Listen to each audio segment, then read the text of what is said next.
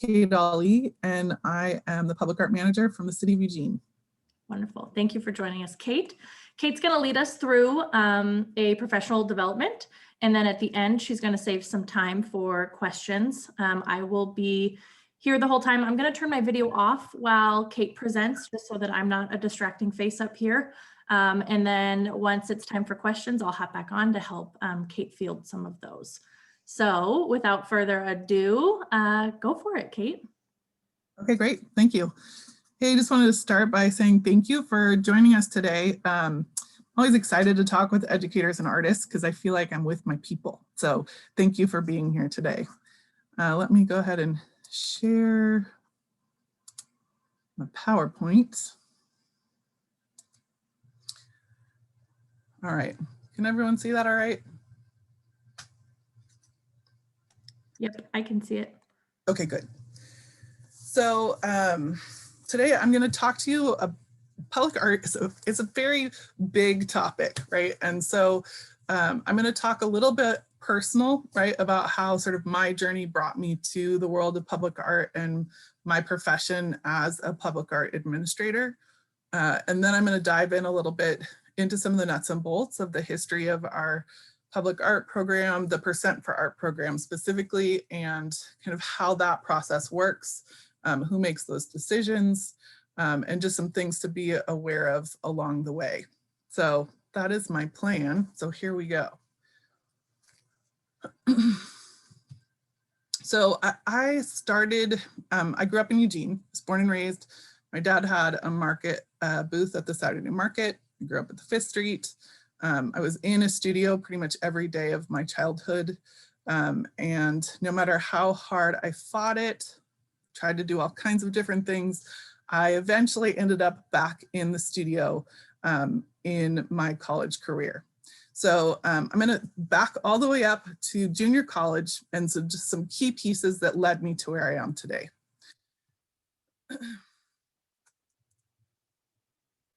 So this is a piece that I made back in junior college called Growing Into My Feet. And this was a really profound moment, even though it's a silly work, around that awareness that you can not only make, right, and explore materials, but you can also communicate with a visual language that speaks across those sort of verbal language barriers. And that was really exciting to me. I had this sort of awareness and this sense that I was growing into something that would allow me to communicate in a way that I never really imagined. Even though I had been working in form, that idea of form as language was really exciting to me. Then, you know, I dug into material explorations and really got a sense of what materials could do, which, you know, really is the fun, right, is the problem solving of working with a material. And physically understanding its capabilities, what you can do with it. This is a piece of alabaster, so you know, as you go thinner, it allows you to get that like really nice light transparency. And so just that like really lovely period of time where I just got to play with materials and see what they could do. This is a terrible picture, but this is when I first made out to art school. I was down in the Bay Area at California College of the Arts. And this piece was called Dreams of Home. So this is the first time where I really had an awareness that you can work outside of like the quote unquote art materials, right? And that the materials you choose to work with actually inform your concept in a really meaningful way. So this was me really kind of struggling with the fact that I was homesick. I was overwhelmed by, you know, being in a new big city and that kind of nostalgia that happens when you find yourself in that situation. So I recreated my childhood rooftop where I used to go and stargaze. So I created this, I think it's like probably 6 foot by 6 foot by 4 foot model of the roof over my bedroom where I used to go up and gaze up at the stars. So that sort of seat folds up with that satin lining and allows me to look up at the stars. So this kind of realization of material usage and scale, right? Like this is the first time where scale really came in a new way for my work, which was very exciting. So this was a piece that I did, and this was honestly, I think, the beginning of me realizing that I wanted to be an arts administrator, even though I didn't know it. So this piece is called Dining Dynamics. This version of it was actually one of the last pieces I did while being an art student. And the sort of trick to this piece is each of those forks is connected to a cable and a hole in the table that runs to another random location somewhere else on that table. And there's only enough give in that line to allow one person to eat at a time, right? With that like real awareness that we rely on one another, whether we like it or not. And even if it's a stranger, our choices impact others. And that importance of being aware of who you're surrounded with, being aware of who you're connected to, and sort of being responsible for that, right? And so with this piece, I actually put name cards at each of them because I wanted to have a little control over who was connected to who. The majority of the people connected, and this was in a gallery space, right? Which was really fun I served a big spaghetti dinner and to kind of transform that gallery into a space that was kind of a new experience in that space, but at the same time, familiar to everyone on the daily, right? And everyone got comfortable right away when everyone sat down and pasta was served. But once they actually realized that they were connected, the majority of the people kind of, there's this like comedic moment of trying to figure out who you're connected to. And then there's a choice and you can kind of see it, like they acknowledge each other and then they make that decision. We're going to work together. Like you go, I go, you go, I go. Or one of the pairings I did were these two guys who were kind of wise guys. And I knew that they would ham it up. And so they just fought the entire time, right? And when everyone else had finished their meal, no one else, those two hadn't, right? They hadn't had a chance to really eat because they were too busy fighting amongst each other. So this piece, I graduated in 2007. And then in 2008, I received an Oregon Arts Commission Visual Arts Fellowship grant. And that really put me on the radar of Oregon Arts Commission, which was a huge like boon for me. It was just so exciting. And I think it was $1,000 maybe was the fellowship grant, which of course was appreciated right out of school. But the other thing that I think people don't always think about is like getting those things. It's not just about the money, it's about the visibility, right? So that visibility led me to being the featured artist for the 2008 Oregon Art Summit that they put up in Portland. And the theme that year was collaboration. And so they had me recreate this piece, Dining Dynamics, for, I think it was 3 different tables. There was the arts administration table, there was the artist table, and then there was kind of a random mishmash of folks who were attending. And so it was fascinating to see the way that people handled it. The arts administrators, like a machine, like they just immediately figured out what the gist was and they worked together and they all ate in like a system, right? And the artists rapidly discovered what was going on and immediately went to creating new forms of, ways to eat, basically. And so they just kind of bypassed the system, right? And then the third group, which was just sort of the random mishmash, just seemed to giggle their way through most of it and didn't eat a whole lot, but seemed to really enjoy themselves. So just that awareness of the ways in which we're connected, I think really informs the choices that I've made since then. So that was one of the first missions, right? Because I was commissioned to recreate that piece. That commission then went on my resume as like experience, right? Which is really important as an artist. This was the second piece that gave me that sort of level of visibility and experience. And it's called Don't Feed the Animals.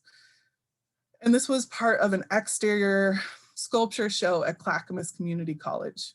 And so, it was a temporary piece. I made it out of foam. That piece is like, glued together foam, and then like lacquered and painted. and then put on this steel base that was a comical process getting those curves. I will just say that my husband and I worked pretty hard to get that to happen. But it was a temporary piece. So I was able to use those kind of materials. Now, if you want to do a long-term public art piece, you can't use things like foam. But the benefit of this piece, because it was a temporary work in a show where they bought one piece, the selection committee chose this work as their permanent work. So they wanted to buy it, but with the realization that the foam was not going to withstand the weather and all the goodies that happen to public art, I was able to get it cast in aluminum, which I then rapidly created and sold the piece at I think it was like $10,000 commission. So that became my next notch, right? And that experience and that ability to get on rosters, to be considered seriously for public art opportunities. And so those temporary opportunities are just really key if you're looking for entry points into public art. At the same time, I also, my husband, Lee Immonen, is also a public artist, and his scale, that for me, those last two pieces were huge. They were huge pieces for me to pull off. For Lee, his work is like, between, I think a small piece is like 20 feet. His work tends to be between 30 and 100 feet. And so I would project manage his work. And most of those commissions are through the Oregon Art, or were through the Oregon Arts Commission. And so as I began to establish those relationships with the public art managers within Oregon Arts Commission, my name began to be known. And then when one of the public art managers retired, she reached out to me and asked if I'd be interested in applying for the job. And I kind of laughed, right? It was like, oh yeah, sure, why not? Really didn't see that as a possibility, applied. And then like so many kind of government jobs, it just dropped off the radar. It takes forever to get through that process. And then I think it was like 5 months later, they reached out and asked if I was interested in the job. And I felt like I won the lottery. Like it was crazy to me that I got that job. But when I reflected on it, I had a very unique perspective, right? Because a lot of times project managers come from an administrative background, but because I came from an arts background, because I knew what it was to be on the other side of the process as an artist, I had a very keen sense of, not only like the steps necessary, but also the unique challenges that come with this line of work, because there are many.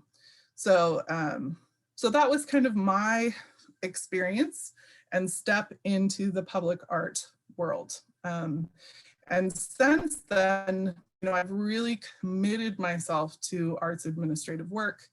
And people ask me what my career path is or what's my professional plan. And I always tell people, I plan on working until I make the kind of world that I want to retire and be an artist in. So I worked for Oregon Arts Commission for 5 years. I'm still actually managing one last project for them. And then I was hired by the city of Eugene as the public art manager a little under 2 years ago.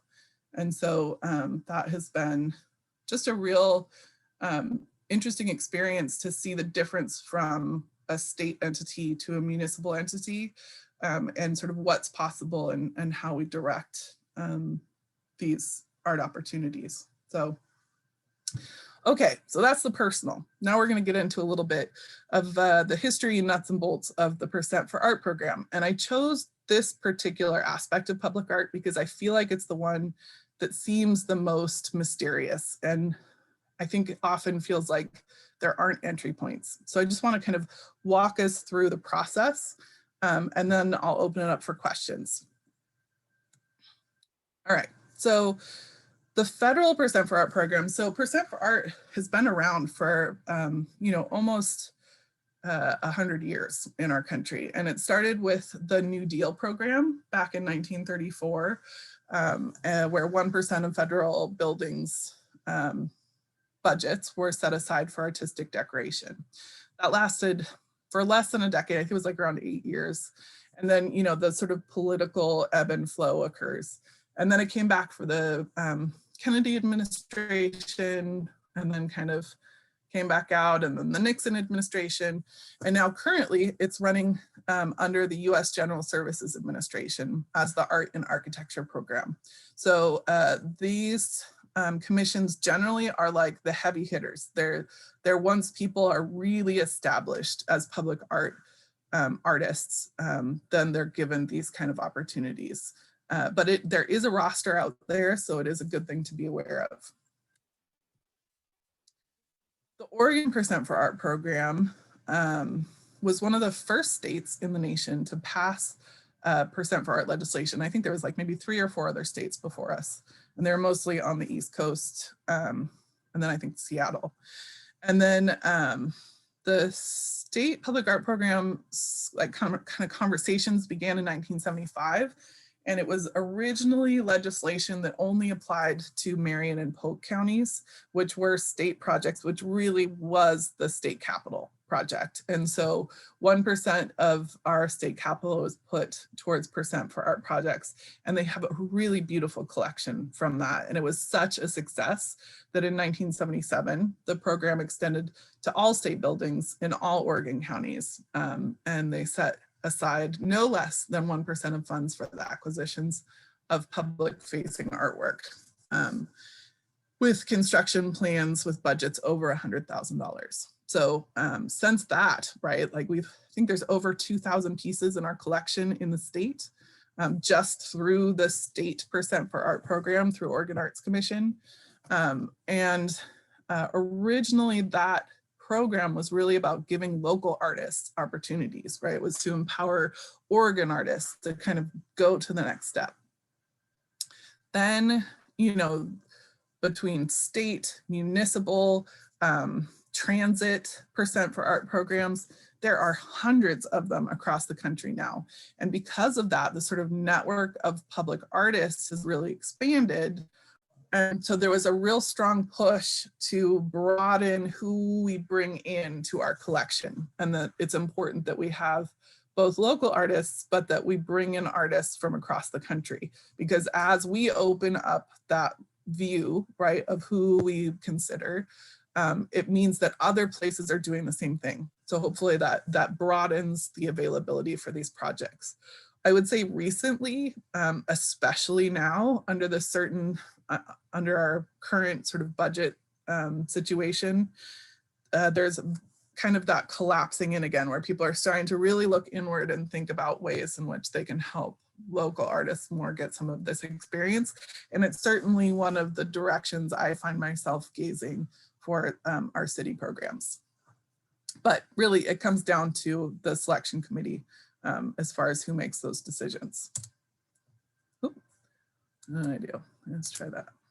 So the Eugene Percent for Art program, the city of Eugene started their visual arts Percent for Art ordinance in 1981, which states that it's an appropriate function of government to foster arts and the development of artists, which is a really important statement and one that can be challenged. For us, 1% of all construction and remodeling funds towards city-funded public places exceeding 50,000 will go towards our municipal public arts fund. Okay, so Percent for Art process. So the Percent for Art process starts when the project manager, not the public art manager, me, but when the facilities facilities project manager reaches out to me and says, hey, we have a project, it's triggering the 1% for Art program. What do we do? This is the budget. Where do we go from here? And so from there, we put together our selection committee members. So the required voting members are building users, and this is both at federal and state and Eugene level, right?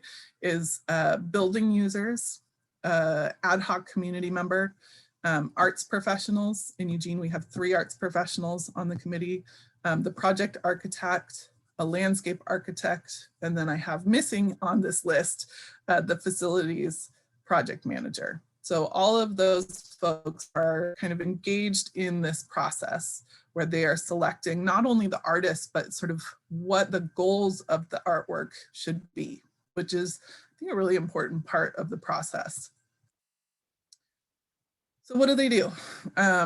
We start by reviewing the goals and materials and renderings of the construction project. So this is a chance for the architect to really give some of the background that's been done preparing for the project, right? There's almost always community outreach to get a sense of the goals for that space, that site, as well as the actual look, feel, and materials of the building. So we want to get that whole story straight for the selection committee.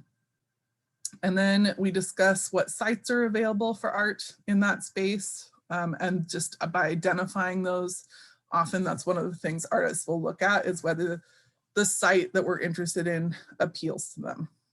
And then from all of that information, we set the goals for the artwork, right? So both the physical as to where it should be, you know, they're hoping for something in glass, or they're hoping for something really colorful or calming, right? And then those conceptual sort of goals around, a lot of times people like to use words like unifying or uplifting, right? Those kind of conceptual goals are set. And I often joke that those goals, when you try to add them all up, it begins to feel a little bit like they're asking you to create world peace, right? Like you don't necessarily, you're not able to hit all the goals generally, but it gives you an entry point into what the committee is looking for. So once we get all of those, the committee agrees to all of those things, then we send out a call to artists. And so that's part of what I would do is, you know, I'm overseeing the selection committee, I'm getting everyone on the same page, and then I send out a call to artists. And I generally use call for entry if I'm doing an open call. So working for the city, that has been something that I've done so far, is anytime we have a Present for Art project, I do an open call. When I worked for the Oregon Arts Commission, there was a strong interest in only doing invitationals. And so that's where you really are kind of choosing 20 to 40 artists that you invite to apply. And then from those, you review those applicants and you select your piece, which means you got to be known, right? You have to be out there either on the Oregon Arts Commission roster, or that your work is well known enough that you're on a public art manager's radar. I really like open calls because it gives people more entry points and broadens opportunities. It is a pain because there's a lot of applicants. So it's just a lot more work, but I think it's an important part of the process. So we request, once we've reviewed the applicants, the selection committee requests proposals or artist interviews. They do a review proposal process or conduct those interviews, and then from that they award the commission, and then they'll stay updated on the project progress. And then once it goes in, part of their job and part of the benefit of having this sort of diversity of perspectives is that they're able to kind of shepherd the work in. So as people want to know about the piece or have questions, there's, you know, multiple entry points with people who know the full story of the artwork.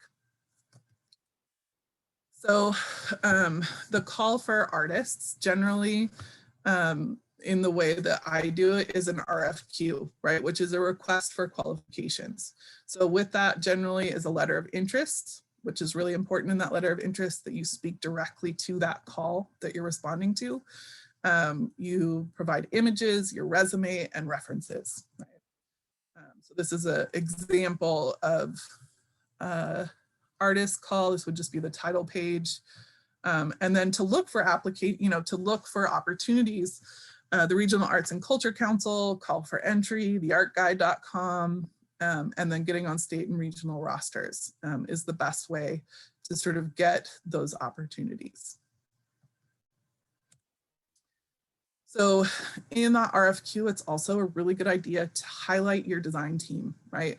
So not necessarily, you don't have to speak to everyone on who you're going to be working with, but especially if you're trying to kind of get your foot in the door, speaking to who you're working with can really help give a sense that you know what it's going to take to make this work happen. And so, you know, obviously there's the artists and the designers, but there's, you know, who are you working with to help model that work and show it if you are asked to create a proposal or to help you problem solve ahead of time of actually creating and working in those expensive materials. Fabricators, right, can be a really great way to show, you know, maybe you don't have a tremendous amount of experience, but you're working with fabricators who have a lot of experience. And so that can be a way to kind of make the selection committee feel like you're really taking this seriously and you know what it takes to make the piece happen.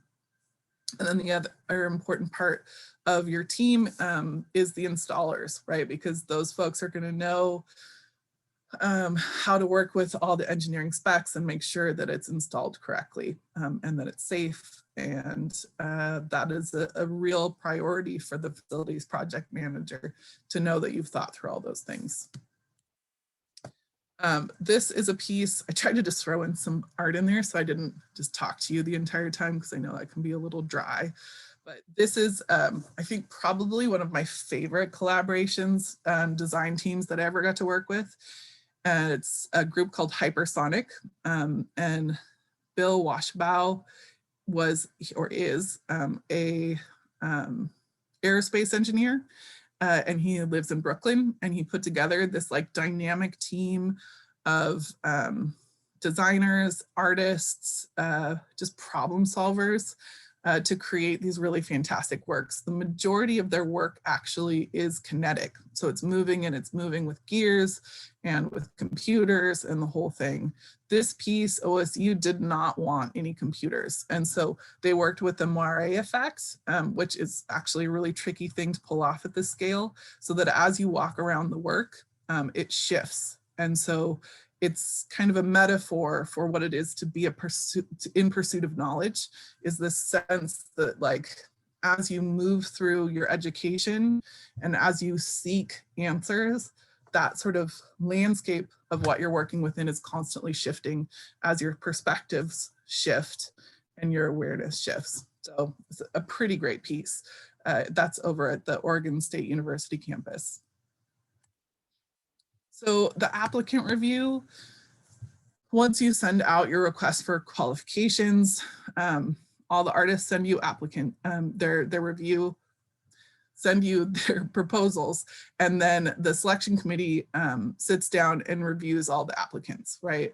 And this is a good thing to keep in mind when you are putting together a proposal, is to be aware of the fact that your selection committee who's going to be reviewing your work is probably reviewing at the bare minimum, you know, 20 artists, right? And so 20 artists with 10 slides is 200 images. There is the potential that they're reviewing 200 artists, which means they're looking at 2,000 images. And I don't care how sharp you are as a human being, at a certain point, your brain starts to dull a little bit. And I always try to get people to like stand up and move and stretch and take breaks. But it's really important their images are easy to read. They really tell you what it is you're doing within that image. And it's clear to understand. And it's dynamic, right? It's something that you want to look at. So just keep that in mind, and to not get too wordy. Obviously you want to answer their questions and write a good letter, but you also don't want it to be 2 pages long. So once the selection committee has reviewed all those applications, they choose their finalists, right? And they ask the finalists for a request for proposals, or they do an artist interview. So the request for proposals, generally there's a design stipend provided. Don't ever work with a process that doesn't offer you a design stipend for ideas. It's really important for those of you who aren't artists that I'm talking to, who might just be interested in the more administrative end of this, to just remember that the artists, like, ideas are their currency, and it's not fair to ask for their ideas without paying them for that work. So proposals are tough because you're basically dreaming up a whole idea and you just like live, eat, and dream it for the period of time, generally like 6 weeks, right, before you give your proposal. And then you have like a 30% chance of getting it. It's kind of heartbreaking, honestly. The process can be tough. So you're writing a written description, you're doing detailed drawings, often renderings these days, digital renderings, computer modeling. You provide some sample work, show the kind of things you've done in the past, materials descriptions of what projects the project that you're proposing.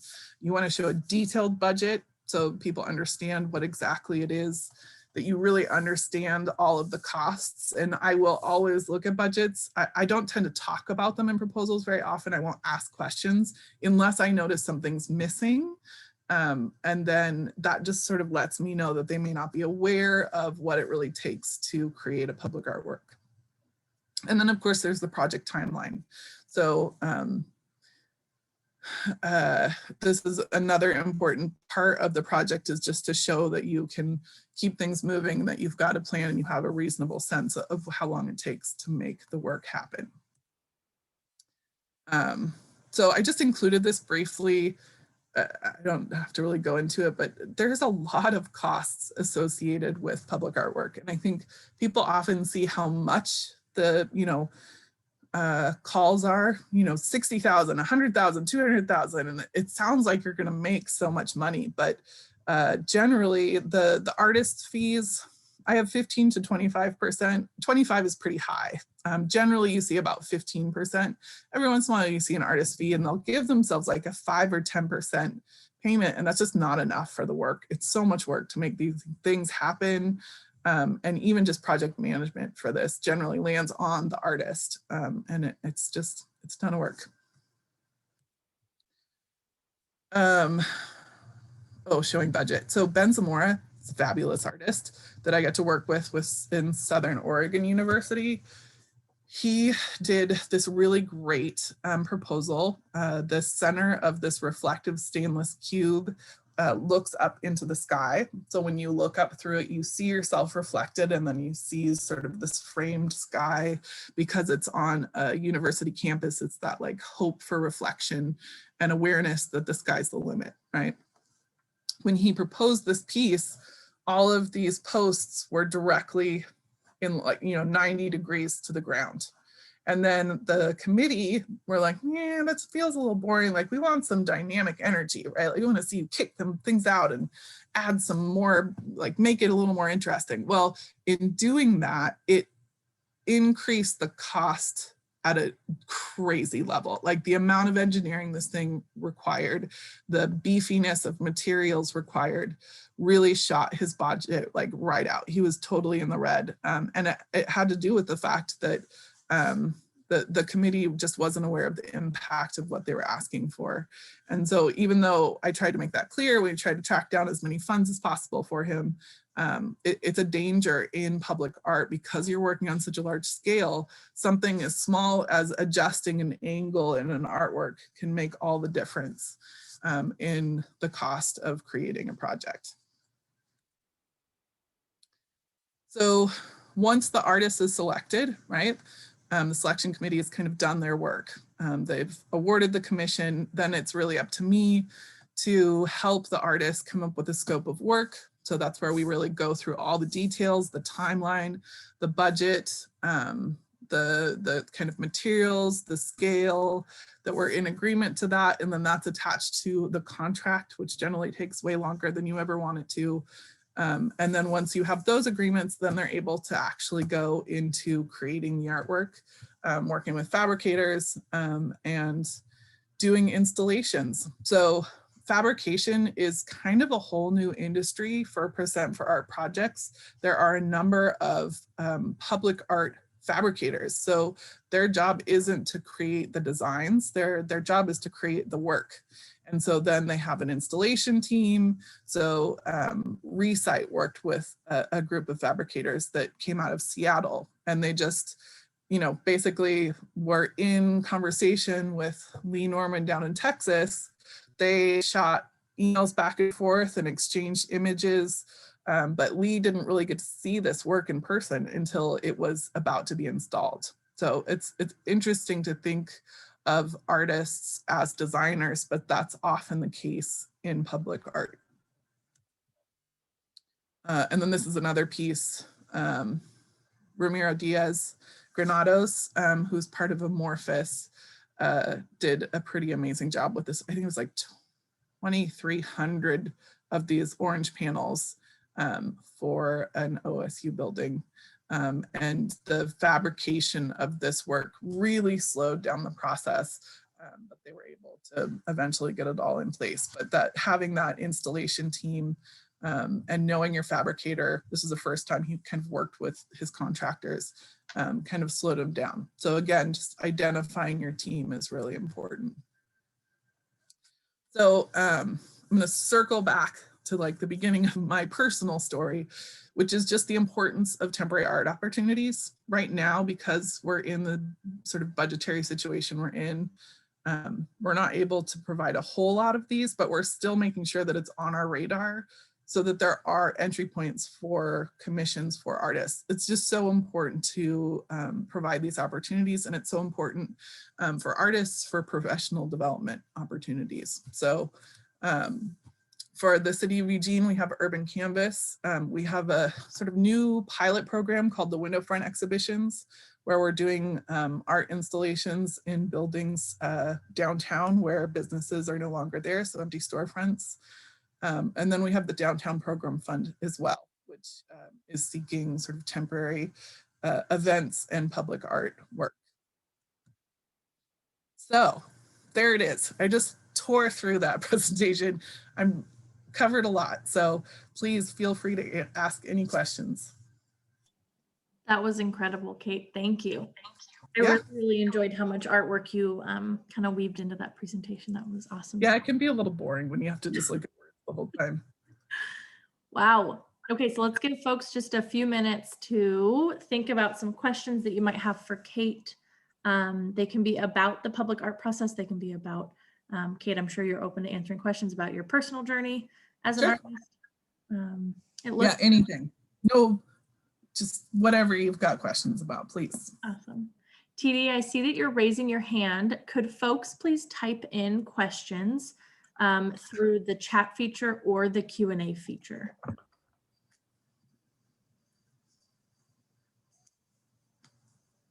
It's so weird not being able to see who I'm talking to. I know, it's different. It's very different. Awesome. So we have a question here from Lisa. Do you think a smartphone is good enough for artist images? You know, it depends on the quality of the smartphone. I do know that there are some probably better cameras on smartphones than there are on some of our older cameras, digital cameras that we used to have. Generally, you know, as long as you can get a decent, like 72 DPI at a decent size, then yes, that should be fine. If it's a cheap one, though, probably not. So. Great. There is another question here in the Q&A from Nick. Nick asks, what are some of the lists you mentioned to be notified of upcoming projects? Which is a great question, Nick. We actually spoke about that before you all hopped on. Yeah, absolutely. So is he talking about locally in Eugene? Sorry, now I'm asking him questions. No, that's fine. Nick, go ahead and throw your answer into the chat, if you would. Sure. Okay, so in Eugene, I've been surprised, we don't really have a mechanism. And so honestly, what I do is I just have a document that I'm now creating where, like, if someone's interested in being on the radar and knowing when a project comes up, I'll just put them on my list. But the other part of that is I'm hoping this spring to do a call for artist roster. And that way in there, I'll ask, you know, who's interested in temporary art opportunities, who's interested in community art opportunities, who's interested in sort of longer term public art opportunities. And then that'll make it easier to get the word out. At this point, we always let Lane Arts Council know if we're doing a call. So getting their newsletter is a really great way to go. if I'm doing a percent for art call, I always do it through call for entry. And then if you want to think a little bigger, the Regional Arts and Culture Council is another really great one to have on your radar. That's up in Portland, and they have a lot more temporary art opportunities. And then if you can get enough experience, which is basically 2 commissions for a public art piece, which can be temporary, then you can get on the Oregon Arts Commission roster. Wonderful. Thanks, Kate. So the questions are just flowing now. Erin asks, what advice would you give to our art students who don't know what they want to do after graduation, but they want, sorry about that, but they want to still play art as a career? Yeah. So, you know, I think there's always that like fear, right? That art is like a dead end.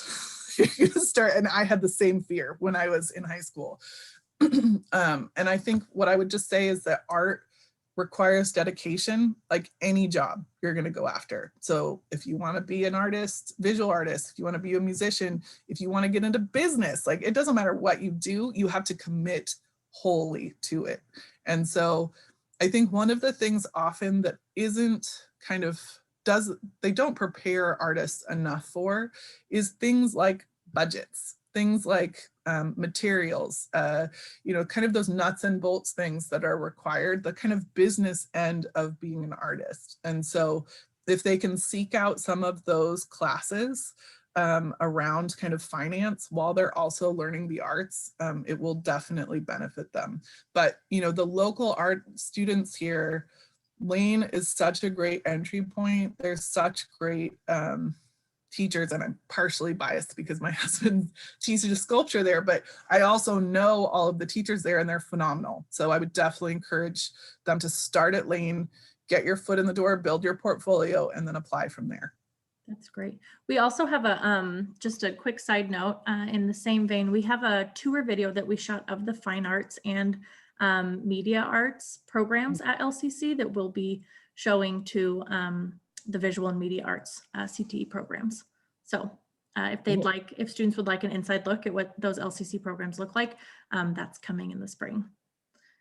Question here from Nina. Are there opportunities for high school students to participate in art installation experiences with artists creating public art as assistants, interns, job shadows, etc.?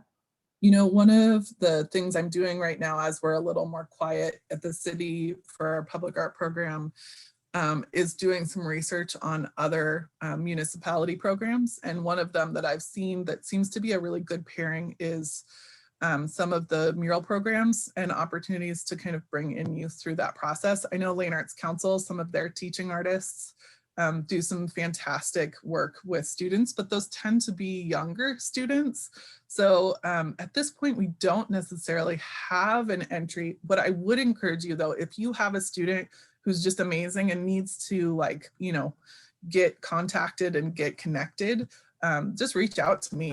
You know, always email me. I'm terrible on the phone. I have so many inbox messages I need to get back to you, but I stay on top of my emails and just put them on my radar, and I'll do what I can to connect them.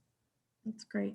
And not to hop right on board with another plug. However, our organization does have a project-based mentorship program where we pay students to like live out their project ideas. And we had a student in the spring paint a mural, like a 90-foot mural at a local preschool. And we funded the project and supplied her with, or provided her a muralist, a local muralist as a mentor. So Nina, I want to see that. Yeah. Oh, absolutely. It was incredible. It was absolutely incredible. So Nina, if you have any students interested, please have them apply on our website. The other thing I would say is we have our Urban Canvas roster. That's the one roster we do have, which is for our local mural projects where we kind of pair artists with businesses who are looking for artists. So if you have, you know, an artist who is looking for those opportunities, we've started really building in some stepping stone opportunities to kind of give people that experience. So tell them to look for that roster as well. That's great. Okay, Barbara asks, how important is a master's degree for the success of public artists? You know, it's a tough one. I would say if you don't have a master's, then you just have to really show what you know, right? Like look for those opportunities to create enough work that you're able to be taken seriously. I've seen it certainly, but it's kind of, you're gonna have a harder time getting into the more academic driven opportunities. You'll probably wanna be, at least in the beginning, starting with some of the smaller opportunities and building your portfolio from there. TD asks, what is the best way to find out more about what the committee is really looking for besides the call to artists? You know, I think it's important to remember that there is a project manager, right? Like whoever is the public art manager, their interest is in finding the right artist for the project. So what you don't want to do is pester them like over and over again. But if you have some direct, succinct questions, then I would just reach out to the public art manager and say, hey, I saw that there's all of these goals for this project. I'd like to apply, but I'm wondering if, you know, you've seen a leaning towards any of these specifically. And quite often the public art manager is happy to answer your questions. That's good advice. Peter asks, do some materials come in and out of style in regards to public art? Totally. Yeah, absolutely. Dichroic glass was like everywhere all the time. And now there's kind of a step back from that because it was everywhere for so long, it starts to look dated. So it is important to kind of pay attention to those trends. One thing that I would recommend is if you're really looking at getting into public art, you should have, it's a little expensive, but it's helpful if you have Sculpture Magazine, because in there they often list some of the latest large commissions, and it just kind of helps you get a sense for what's happening currently in public art. And then the other one that you want to make sure is on your radar is Americans for the Arts, and they have a whole public art section that's incredibly helpful. That's great. Is there a way to show a committee that you can do a project that is in a new to you media? That's a tough one. It's you can. I've seen it happen. Generally, it's because you have so much prior experience in other things that you can kind of show that you can adapt. What I would suggest is if it's a medium that requires like facilities or anything like that, that's where showing your design team can be really helpful. So let's say you want to do a piece, you're a painter, but you want to do a piece in glass, right? Then show that you have a fabricator who you're working with and show their resume in conjunction with yours to show that they have the experience to help your vision, you know, kind of come to reality. Tamia asks, how do you connect with some of these options if you are not a student? I think everything that I've spoken to, I think you can do even if you're not a student, right? Like Urban Canvas roster is open to all professional artists and up and coming artists. And then same with the Oregon Arts Commission, Regional Arts Council, and the Lane Arts Council newsletter. All of those are good starting points. And call for entry. Don't forget that. Jess asks, what is your take on working as a generalist versus having a very specific recognizable style in submitting portfolios?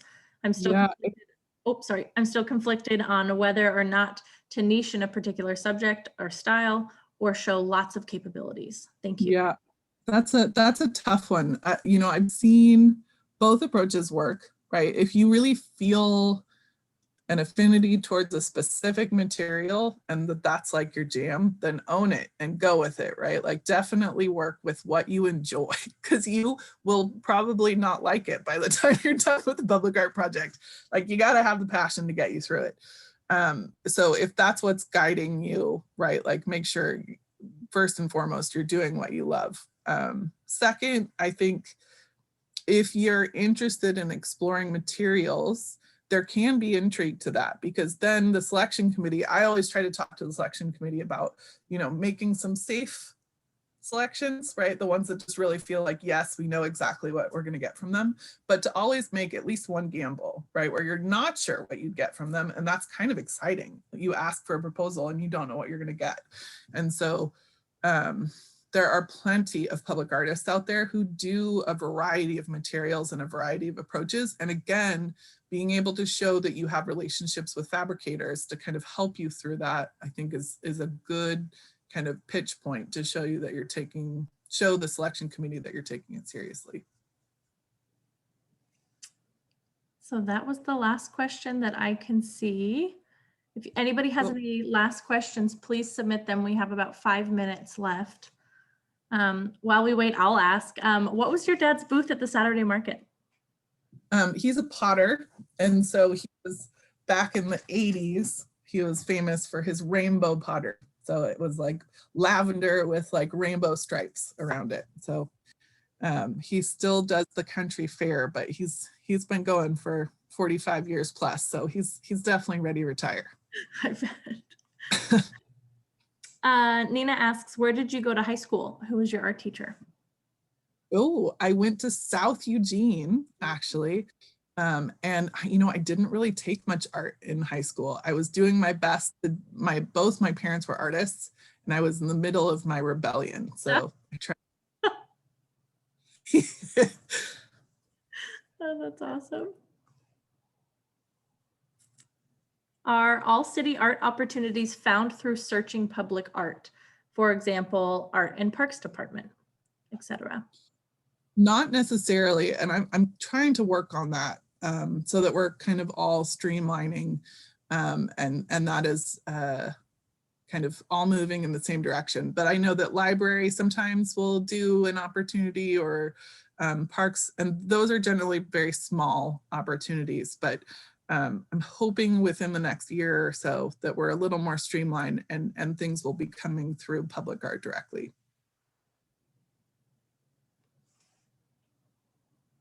Great. Okay. So I do want, oh, actually I see one more. Sorry about that, Tamia. Is there a way to connect with fabricators if you don't have them in your circle? It's a great question. Yeah, definitely. You know, that's a question. If you are looking for specific fabricators, Portland used to do this really great thing annually where they would invite artists to come and meet fabricators. They've stopped doing that for the last couple of years, which is unfortunate. I've kind of fantasized about doing that for Eugene area. But in the meantime, if you're looking for someone particular who does something, feel free to reach out to me because I have a pretty good list of fabricators who work in different medium. Wonderful. All right. Well, this webinar was recorded, so we will be uploading this to our Connected Lane County YouTube channel here probably tomorrow. And just want to say thank you so very much to Kate, and thank you to everyone who joined us this evening and asked questions. Thanks, everybody. Yeah. Have a wonderful evening, everyone. Bye-bye.